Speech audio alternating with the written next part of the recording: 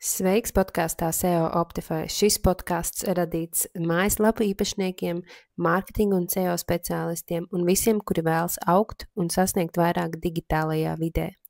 Ja šis saturs tev šķiet vērtīgs, abonē podkāstu, un ja epizodes laikā iedomājies par kādu kolēģi vai draugu, kam šī saruna varētu noderēt, padalies ar šo epizodi tālāk. Šodien pie mums uz sarunu ir Aija no e-pastaspēks.com, un Aija ir eksperte jau ar 7 gadu pieredzi, un es domāju, tu esi šajā jomā jau redzējis, kā visas lietas mainās, kā mēs veidojam šo komunikāciju, teiksim, caur e-pastiem vai vispār mārketings kā tāds. Tu esi arī strādājusi gan ar lielākiem, gan mazākiem uzņēmumiem, tāpat arī ar startupiem un arī personīgo zīmolu, vai ne?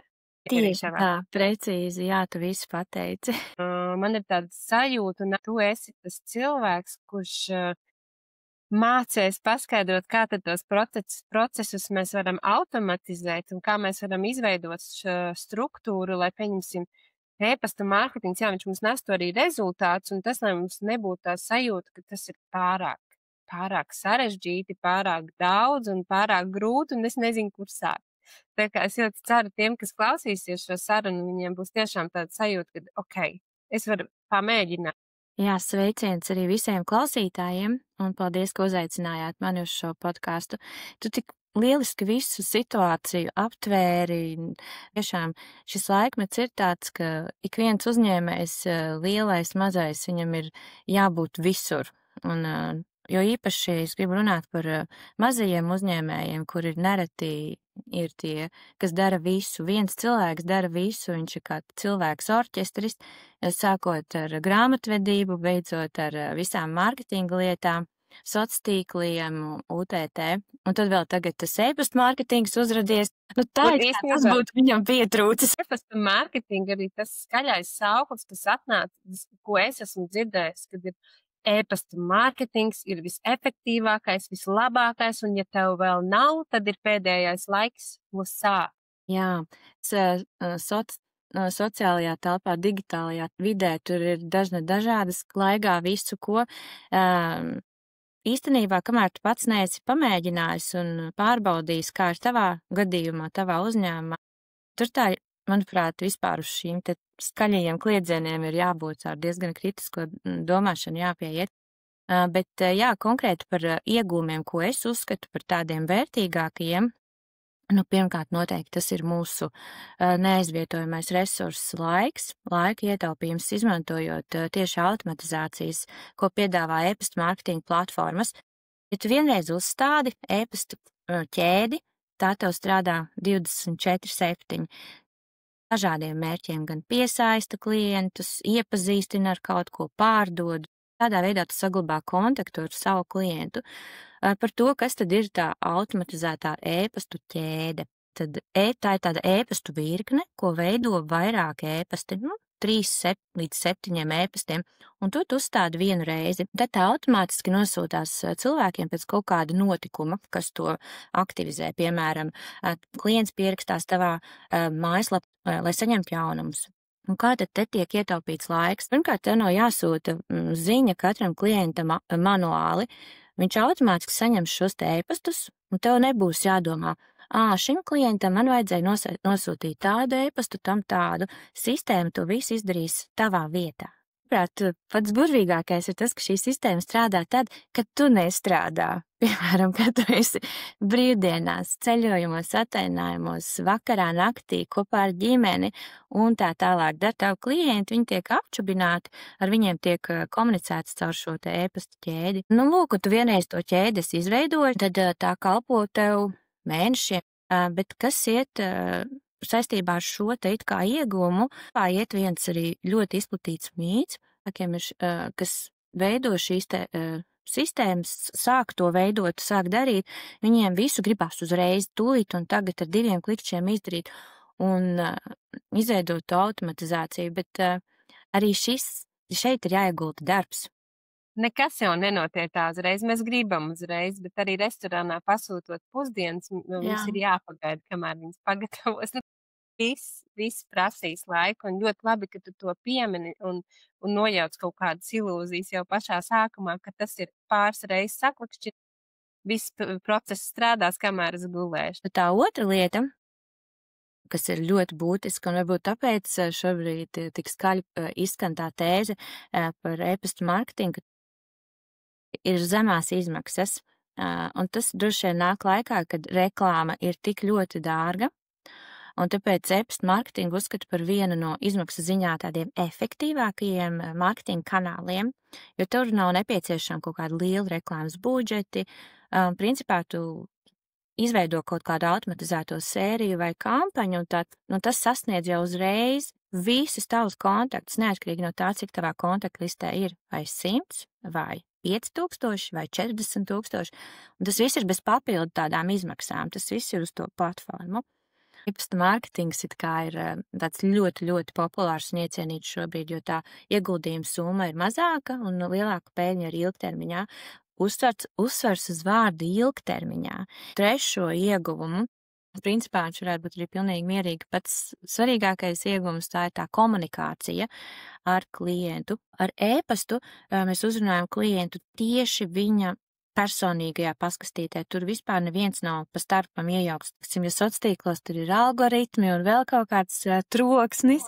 Paskastīte ir paskastīte. Turvība ir tā, ka tu vari segmentēt auditoriju, tu vari skatīties, izsūtīt kampaņas, ņemot vērā klientu kaut kādu uzvedību vai kaut kādus paradumus, ja? Un tu vari pielāgot to saturu un padarīt personalizēti. Nu, lūk, un tādā veidā veidojas tā saruna ar klientu, kas stiprina attiecības. Protams, tas ir arī e-pasta mārketings ir veids, kā tu regulāri atgādini par savu vērtību, par produktiem, par jaunumiem. Un tad, jā, rezultātā klients tevi atceras un kaut kādā brīdī ir gatavs sadarboties. Pavisam nesen viens paziņa vēl teica, bet mūsdienās taču cilvēki vairs nelasa e-pastus, nelasa, un tie taču nestrādā. Ir tā, ka cilvēki nelasa nevērtīgus, nepersoniskus e-pastus, kas viņiem nav vajadzīgi, jo tad, kad ierādzīsi, ka e-pasts ir no kāda, kas tev tajā brīdī ir svarīgs, vai tev piesaistīs nosaukums e-pasta subject lainā, tas būs labi uzrakstīts e-pasts un pielāgots tev, un tev noteikti tu atvērsi to e-pastu. Arī precīzi pateici, īstenībā es precīzāk nepateiktu par to, ka es lasu tos e-pastus, kuri no tiem cilvēkiem, kuri man šobrīd ir aktuāli, Jā. kuri man interesē. Kā tu izvēlies, kuram tu piesakosi? Man patīk kaut kā tā cilvēka tā enerģija, un ja es saprotu, ka ja es tur pieteikšos, tad es dabūšu to daļu no tās enerģijas vai no tā mindset, ko tas cilvēks ar mani dalās, tad es piesakos. Vai arī es zinu, ka jā, šīs te tā kā persona, kas ir zinoša savā nozarē, un man šīs zināšanas arī gribās, tad arī es piesakošu. Jā, es laikam nebūšu šajā ziņā oriģināli, man ir ļoti līdzīgi. Kā tev, piesakoju visiem tiem, kas ir saistīti ar manu darbības jomu, skatos, ko viņi dara. Es pati kaut kad nesen domāju par to, un tieši par šo jautājumu. Man pašai bija ļoti interesanti. Kādu laiku nevienam nebiju piesakojusi. Iedvesmojoties no vienas domas līderes sociālos tīklos, piesakoju viņas mājaslapā, jo viņai bija iznākusi jauna grāmata, un viņa sauc Mel Robbins, un man bija ļoti interesanti saņemt viņas ēpastus. Nu tā, ka es pat sen nebiju piedzīvojis tādu sajūtu, kad es gaidīju, kāds būs nākamais ēpasts, kaut kas līdzīgs kā bērnībā, kad tu gaidīji, kad iznāks jaunais Donalda Daka numurs. Es domāju, ka arī tie lasīšanas paradumi paaudzē ļoti atšķiras. Mēs vēl tā diezgan esam tā paudze, kura lasa, lai gan, ir ļoti dažādi. Bet, man pašai patīk lasīt, un es arī ļoti novērtēju kvalitatīvu saturu. Iziem cauri tiem 3 punktiem, kas tad ir tās lietas, kas visbiežāk attur cilvēkus no e-pasta mārketinga sākšanas.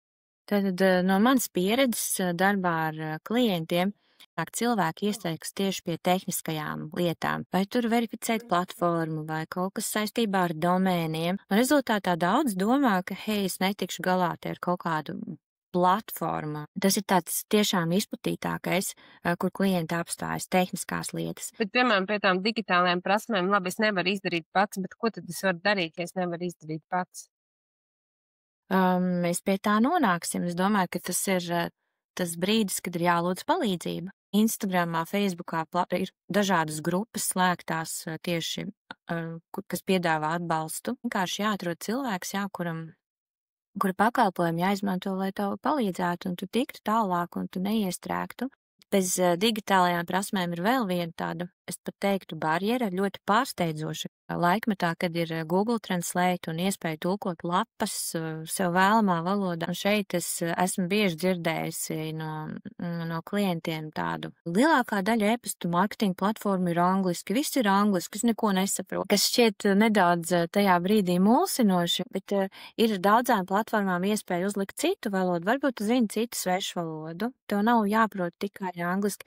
Vispirms jāsāk pašam meklēt to palīdzību, vai nu tu atradīsi cilvēku, kurš tev var palīdzēt tālāk, vai arī tu pats atradīsi tās zināšanas sev, kas tev palīdzēs virzīties uz priekšu.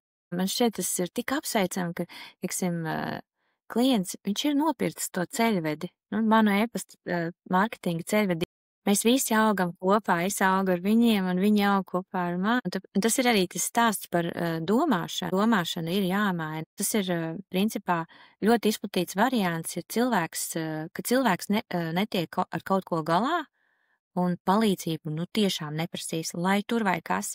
Viņš labāk sabotēs savu izaugsmu, obligāti paziņos, ka e-pasta mārketings nestrādā, nevēlēšanās risināt šīs problēmas, kas ir ļoti līdzīgi jau tam, ka netiek ar kaut ko galā un neprasa palīdzību. Šeit ir tā nevēlēšanās risināt problēmas, jo e-pasta mārketingā tās var būt gan tehniskas, saturiskas, pats status jau, tas vien, ka tu esi uzņēmējs, tas jau paģēra to, ka tev problēmu risināšana ir ikdiena. Jā, man liekas, ka tu pieminēji to vieglumu, ka tam ir jābūt tā kā, un arī tas, ja tu esi uzņēmējs un tev rūp tas savs biznes, un ir, jā, tas var būt likties sarežģīts tieši tā, bet uzņemies to atbildību, jā, ir šīs problēmas, bet ja es tās pats nevaru atrisināt, es varu atrast kādu, kurš var atrisināt. Jā. Es nesaku, ka es nekad neesmu bijis tajā situācijā, ka es aizcētu datoru ciet un pasaku, ka tas nestrādā. Esmu bijusi tur.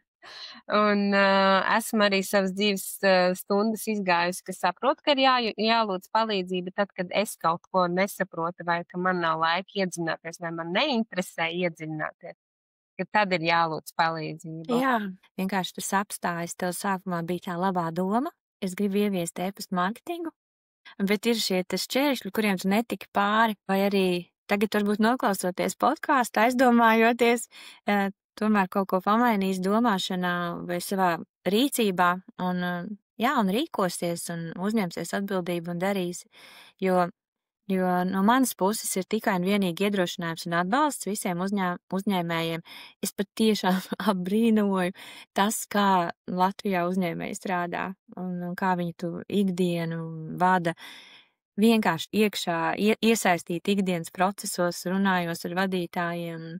Man šķiet, es apbrīnoju. Es vispār savā solo saimniecībā, es nezinu, man vispār nav par ko sūdzēties, kā tas ir tiem lielajiem uzņēmējiem. Jā, es tev piekrītu. Un ir jau ļoti daudz tiešām tie un tik talantīgi cilvēki, kas iet savu to ceļu un dara to, kas viņiem patīk. Kā ir, piemēram, vai tu vari izstāstīt tādu, piemēram, es esmu uzņēmēja, man ir savs uzņēmums, es pildu visas funkcijas. Kā būtu tā mans nedēļas griezums, kā es to visu varētu saplānot? Kā būtu tāds plānošanas process līdz tai vēstulītei mana klienta? Pieņemsim, tagad vasara. Parasti e-pasta mārketingā, vismaz manā pieredzē, tā, ka ir kaut kāds plāns, tā kā paredzi, ka tev vasarā būs tādi notikumi, vai tev būs tāds piedāvājums, kalendārā paņem un atzīmē, kad tev ir jāizsūta tās kampaņas. Es apsēžos, man nedēļā ir viena diena, kad es rakstu, plānoju visu, kas ir saistīts ar e-pastiem, e-pastu kampaņām, sev, citiem, ir mani klienti. Un es plānoju mēnešiem uz priekšu jau to. Un tad es viņiem salieku, iesaku citiem, jo tas ir visdrošākais variants, ka tu to izdarīsi. Kamēr tu esi mazais uzņēmējs vai solo vai kā, lai ko tev citi saka, tev ir tā brīvība darīt to, ko tu gribi. Tendences vai ieteikumi, kādi viņi ir. Viens tev teiks, ka rietumi tev teiks, ka tev nedēļā vajag izsūtīt 7 e-pastus, varbūt ir kaut kāda, nezinu, tev pašai nepatīk, ka tev visu laiku bombardē ar tiem e-pastiem, vai ne? Un tad, kad tu esi uzņēmēji, tā unikālā iespēja darīt tā, kā tu gribi.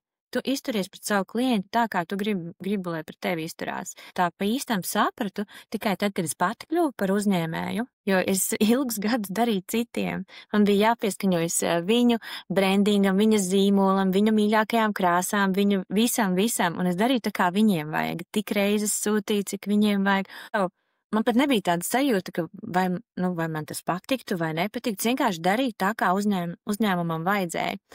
Un tad, kad es kļuvu pati par uzņēmēju, es jutos tā kā no plaukta nomest. Man bija tāds, kāda krāsa man patīk? Šodien man patīk lilā, rīt man patīk zaļa. Pilnīgs papagaļu pēdējos man sākās. Jo es tā kā tāda savi meklējumi, kāda es pati gribu būt tajā savā. Kad es pati kļuvu sev par zīmolu, nevis, kad es tā kā ievēroju cita zīmola vadlīnijas un izpildīju darbu. Ja SEO ir tā vieta, kur jūs dabūjat organiskos klikšķus, tad jūs patiksiet meklēšanas rīkiem un jūs tur parādīsieties un tā, bet e-pasta mārketings būs tā vieta, kur jūs veidosiet attiecības ar saviem klientiem personīgas. Bet ja cilvēks ir ierakstījis pats saviem pirkstiņiem, ietapojis iekšā savu e-pasta adresi un tevi iedevis, tad tas nozīmē, ka tā kā, viņš grib no tevis kaut ko saņemt, iedevis tev savu kontaktu, un tavās rokās ir tas, kā tu to izmantosi. Paldies tev vēl vienreiz par sarunu, un Yes. jā, ja ir kādi jautājumi, noteikti rakstiet komentāru sadaļā, mēs